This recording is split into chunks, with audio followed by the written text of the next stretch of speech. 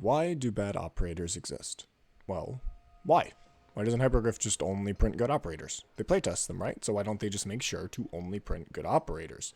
It seems logical. If Hypergriff only prints good operators and buffs all of the bad operators to be good, then now you have loads more desirable operators, which means you'll never pull a dud again in gacha. And Hypergriff makes more money because people want to pull gacha more. Problem solved. Game fixed. However, this is not only impossible, but it goes against the core of what Arknights' design is.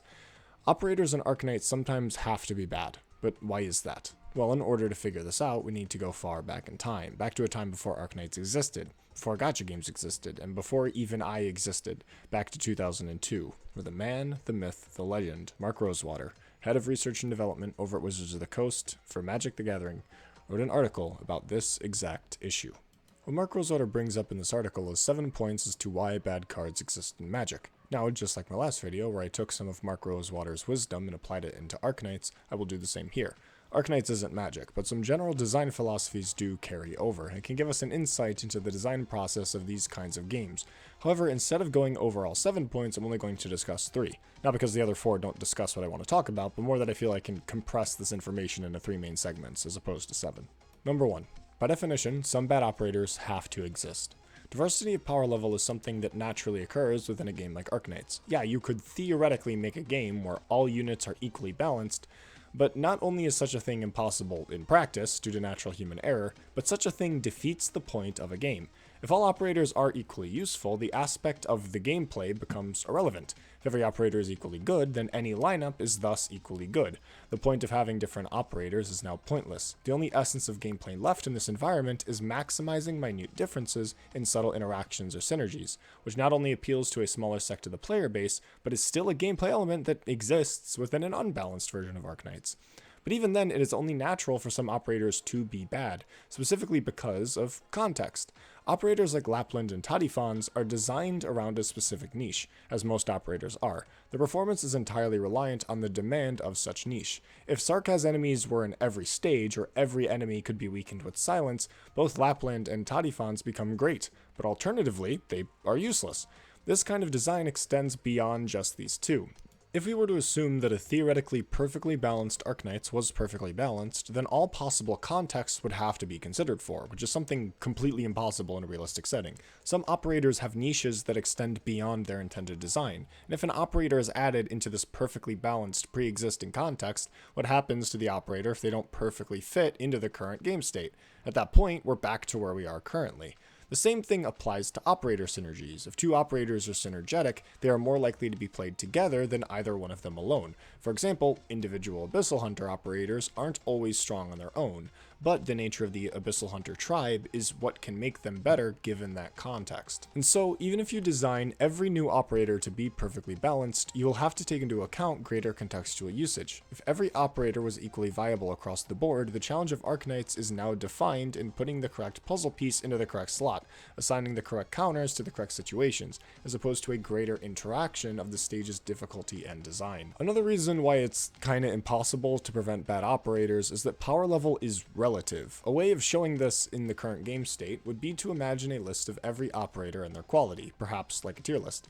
Even if we were to remove every operator below S from the game, there still exists a worst operator in the game, that being the operator at the bottom of this new list. The nature of power creep also affects this relative power. An operator like Jessica isn't bad at all for general DPS, but since alternatives exist in the marksman subclass that are capable of dealing higher and more rapid damage, Jessica is weaker by comparison. If these operators didn't exist period, then Jessica would be considered relatively good. The real question is though, does this mean that Jessica is good or bad?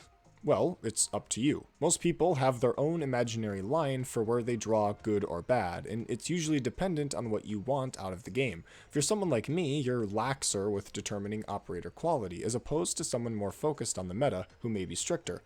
But of course, all of this is far from objective, and the nature of having operators that can appeal to those laxer players is also a heavy element of why a lot of bad operators exist. Number 2. Different operators appeal to different players. This is what I feel is the single most important point out of this list. The different operators are simply not designed for every single player, and this is the reason why I made those 3 types of Arknights players video. To establish the design goal for operator appeal. If you haven't seen it, I'd recommend looking at it just for context. Now, let's look at the most recent event, at least at the time of writing this, the Rides of Lake Silbernihes. What a name. The event has two gacha operators that I feel are designed for two completely different players, Degenbreaker and Lado. Degenbreaker is an operator designed for Spike. Her kit is very simple. Every single skill is just being the Swordmaster special, a shit ton of damage over and over again. This is to appeal towards the Arknights metagame and endgame content, such as Design of Strife or high-risk contingency contract. Having an operator that just simply does all of the damage in the world is what appeals towards harder endgame content, as well as appealing towards players who enjoy min-maxing aspects of Arknights. Lado, on the other hand, is designed for Johnny. Her talent helps boost Ursa's student stealth governing group operator's damage output while her skill is active, which appeals to Ursa's student tribal strats where you just go off when activating her S2. Her S1 boosts her attack speed by a ton, boosted further by her talent and then again by her module if you have it. High attack speed operators are prime targets for buff strats that are commonplace with operators like Exusii or Cruce the Keen Glint. Lado is designed for being comboed with, while Degenbreaker is designed for endgame play. I'm sure in the community, discussion around Degenbreaker is quite simple. She good, because she do tons of damage. While the discussion around Lado is either bashing her kit or showing off cool interactions and combos. It's easy to call Degenbreaker good, but it's less easy to be definitive about Lado. If you don't like Lado or Degenbreaker because you feel they're too weak or too strong, then you probably just aren't the player that operator was designed for. If an operator is reliant on another operator to perform well, they're often designed for Johnny. If an operator adds to the game's power creep, it's designed for Spike. And the nature of having a diverse playfield of unique mechanics and operator functionality just naturally appeals to Timmy. I think the best example of this is how Crushers have been commonly disregarded as a bad archetype for such a long time, at least until I made a video talking about why I think they're actually pretty good. The thing is though, is that in order for you to agree with my stance on Crushers, you as a player would need to value the same merits of operators as me. Some players would have no use for my analysis, because it's irrelevant to the playstyle of a Spike. Why learn how to use the worst Crusher when you could just use the best Crusher, or just don't use Crushers? Rather instead, that analysis is more oriented towards players like me, who enjoy experimentation and creative play. The same logic can be applied to other commonly considered awful operators like Winflet, Kirara, and Spuria. These operators weren't designed to be these massive impactful operators, but instead to be more oriented towards the combo player, rather than the metagamer. I'm not trying to say that my playstyle is the best one and everyone else is beneath me, I'm just going off of my own experience. I understand why some players don't like Crushers, because Crushers aren't designed for them. Does that make Crushers bad? For that playstyle, yeah, but not objectively. The value of an operator is subjective, and not every operator is designed for every player. Some players enjoy the discovery of finding gems in the rough, while others may wish to instead stick to what they are comfortable with using. Number 3. Diversity of operator power is the key to discovery. This entire segment can be boiled down to what I explained in my Doberman video about Arknights' early learning curve. So if you've already seen that video and got the point, jump ahead to the time on screen, as this will basically be the same point. To those who haven't seen the video, the main idea being the Arknights' early learning curve is that lower rarity operators are designed to be simpler than alternative operators. These operators, often baseline operators, are simple by design to help the player intrinsically understand the concept of a subclass, with more complex subclasses being locked behind higher rarity. Not because of power creep, but because the core of these said subclasses requires a bit more of a complicated kit for the subclass to function, such as the defensive nature of arts fighters or powerful burst skills of phalanx casters. Having access to simpler, more straightforward operators with little text and complexity out of the gate helps the player understand the basics of the game without having to focus on the mucho texto.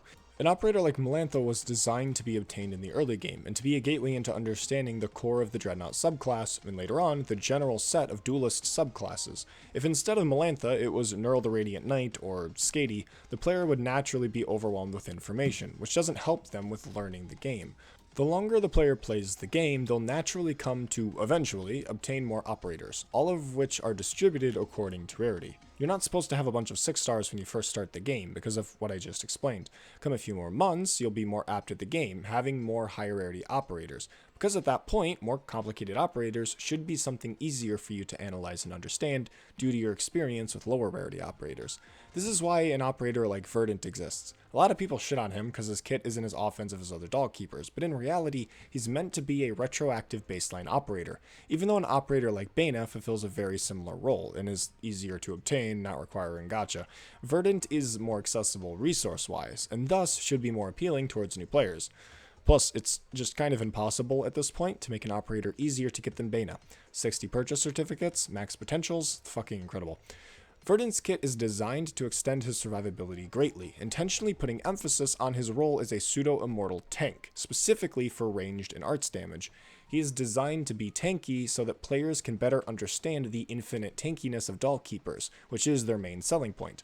Thus, it's these bad operators that are often the course for discovery and understanding for a newer player.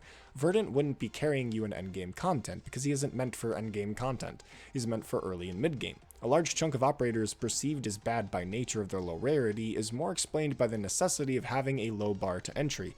Not every player will be completely apt at games like Arknights, so a slower and indirect tutorial is important for them.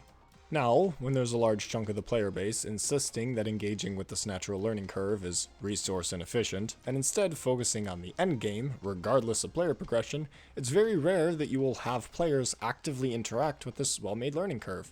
But that's a topic for the next video. Basically, the whole point of this video was to give Hypergriff a lot more credit for their operator designs and to add a bit of nuance to the discussion of operator quality. It is really easy to see an underbaked operator and immediately blame Hypergriff for not designing the second coming of Christ. There's loads of dimensions you can evaluate an operator from, and taking as many as you can into account can give you a better idea of what the point of an operator is. Maybe they're designed for you, or someone else, or some third guy. It's a bit of a meme at this point that Game Press's operator analyses kind of suck.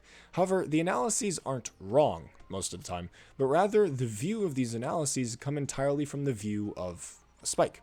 There is a lack of nuance to these discussions, and almost every operator is being assessed at endgame level, which defeats the point of a lot of operators. Not all operators are designed for hyper-difficult endgame content, and so to assess all operator quality by that metric, loads of operators don't get a fair chance at usage from your average player. Not because the operator is actually bad, but because the high meta assessment is considered objectively correct, when in reality it's an assessment meant for a specific player type. What Game Press says usually isn't incorrect. And if you manage to pull a bunch of players and made a tier list with their answers, you probably will end up with a tier list similar to Game Press's. But the downside of a very one-sided assessment is that it can discourage players who don't align themselves with that perspective. If the only discussion of operator quality is made by Spike, then it's possible Johnny and Timmy won't even realize that they enjoy the game for reasons other than account optimization. The game might get stale for them, and they'll just end up dropping the game.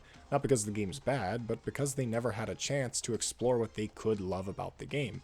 Obviously, I have my own biases that determine what I think a good operator is. Everyone does. The best thing you can do is figure out those qualities for yourself, and hopefully what I've talked about in this video, and the previous one, can give you a good idea as to what you may enjoy out of Arknights.